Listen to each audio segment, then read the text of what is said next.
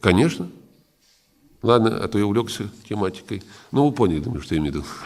Следующий вопрос. Ну, здесь по поводу выборов и так далее.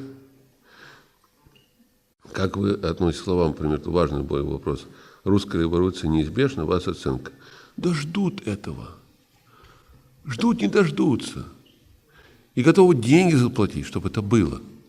То есть как только кто-то дернется вот таким образом, революции, да, тут же вводятся войска НАТО, тоже подписан договор.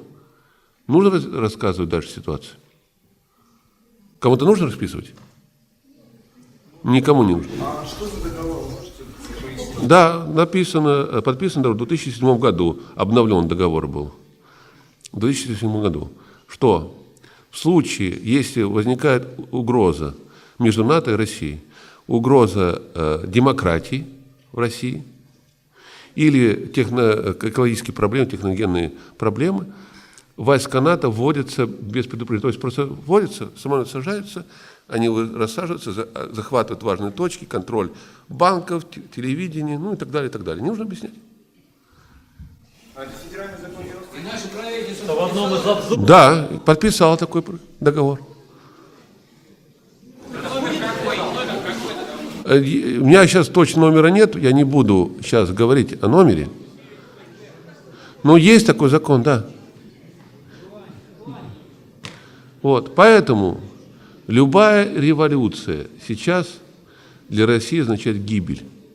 И, во-первых, второе, скажите, хоть какая-то революция кому-то приносила пользу? Можете привести хоть один факт из прошлого, не только России, всех народов мира, когда революция была положительна? На Кубе, например. На Кубе? Положительно, да? А вы кубинцами говорили? А мне приходилось говорить. Они почему-то не очень рады тому, что там нищета такая, что не снилось. Ничего не изменилось, кроме того, что нищета стала. Где? А в Ливии революция, да?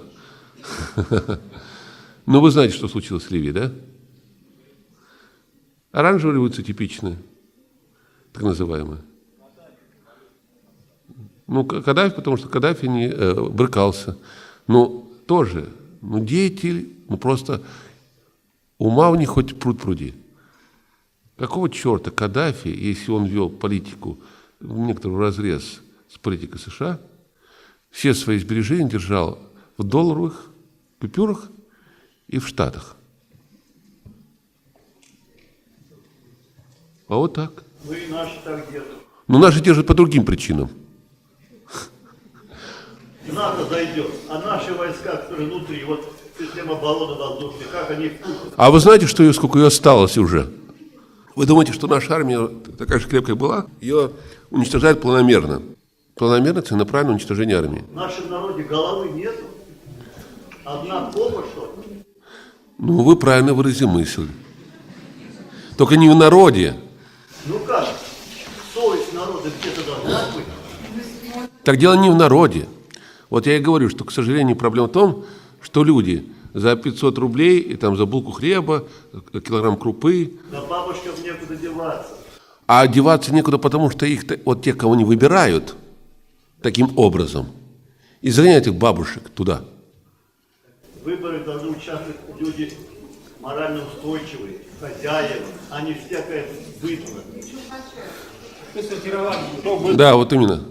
Понимаете, как это самое... Понимаете, я считаю, что понятие «быдло» – это как раз понятие паразитов. Потому что человек может опуститься на дно, стать отморозком, действительно, но это таких не так уж много. А быдлом считают, знаете кого? Простых людей, которые работают. Именно этих считают быдлом. Которые пашут. Вот их и превратили в быдло. Да не превратили. Они сами позволили. Это разные вещи. Две разные вещи, извините. Нам запрещают себя защищать даже. Традиционно. Если тебя обидели, защищать. Секундочку, я просто отвечу на вопрос просто. Я не помню, какой городок, где очень много молодежи погибало от наркотиков. Где? Долгопрудный, да? Вот, там сделали просто. Люди, дети, которые погибли от наркотиков, когда выбирают, сказали, выберите нас, мы остановим это. Действительно, выбрали их люди. Они заменили всех, милицию очистили и так далее, и так далее. Сейчас в этом городе наркотиков нет. Вот вам, пожалуйста, пример. То есть люди, которые дошли до ручки, начали не просто, а вот плохо. Вот пускай кто-то придет и нам на тарелочке с голубой каймочкой принесет все. Вот то, что вы говорите. А потому что люди дошли до ручки, действительно взяли и сделали. В одном городе и в других, наверное, такие же вещи уже происходят. И вот тогда, извините, видите, милицию продажную заменили полностью, сами стали вместо них. А после того, как у них дети погибли, извините, наркотиками, только отморозок полный будет торговать и убивать других детей. И так далее. Только да зачем нужно ждать, что, вот, допустим, у сидящих в зале людей, у кого-то, дети погибли от наркотиков или от другого чего-либо. Зачем? Зачем нужно доводить такой крайности? А что нельзя? Раньше было это сделать, кого-то не понимали, что происходит? Понимаю. Но люди собрались, правда, там небольшой городок, это преимущество. Ну, а сколько небольших городков по России? Очень много, правильно? Где люди друг друга знают весьма неплохо. Это в Москве и в других больших городах. Люди живут в соседних квартирах и друг друга не знают, правильно? Но в малых городах, поселениях и селах так вообще знают не только, знают все обо всех.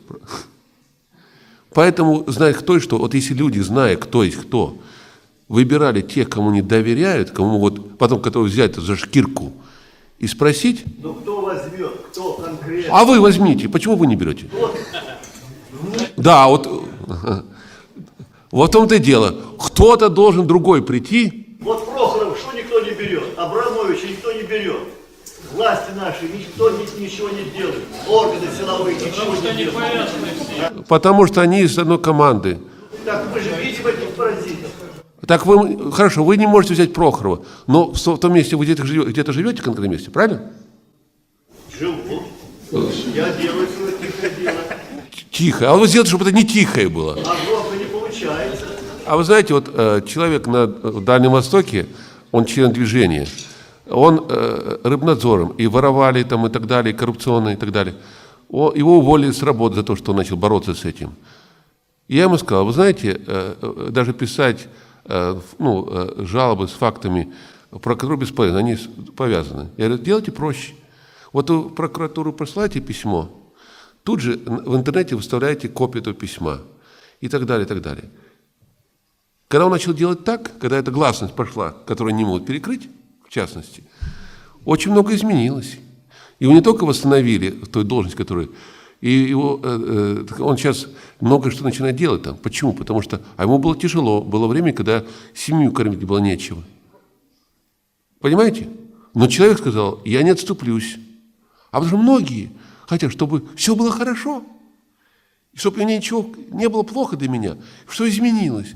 Да такого не бывает, особенно когда паразиты вокруг. Человек должен действительно действовать, несмотря ни на что, добиваться цели. Не всегда получится, но если человек не попробует, то ничего не будет вообще. Так что нужно действовать не только тихонько, а именно открыто. Потому что тихонько толку нет.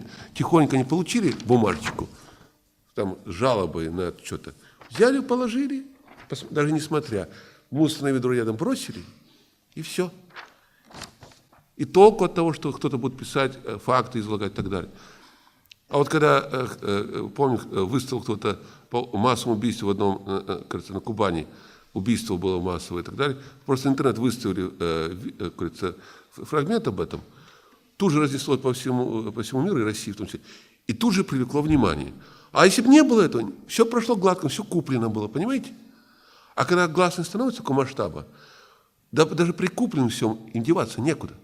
Много что можно делать, и при этом можно пострадать, да. А вы хотите, чтобы все было хорошо и так сказать, и ничего не было? Такого никогда не будет. Так боятся? Волна погонит, и вот тебе революция. Нет, можно делать без революции. Потому что вот то, что мы говорим... Что-то делать. Николай Викторович, вот с вами обошлись, кинуть. А вы извините, вы думаете, я успокоился? Ну а что вы сделали? Очень много сделаю еще, посмотрим. Кинуть. Я тоже верю, что он будет не президентом. Вот верю. Ну, я не, понимаете, для меня это не самоцель. Убежден, вы будете президентом. Для меня это не цель, поймите. Для меня это только головная боль большая. Кинули очень беспардонно. Давайте на вопросы отвечу. Ну, давайте действительно, а то не дойду так.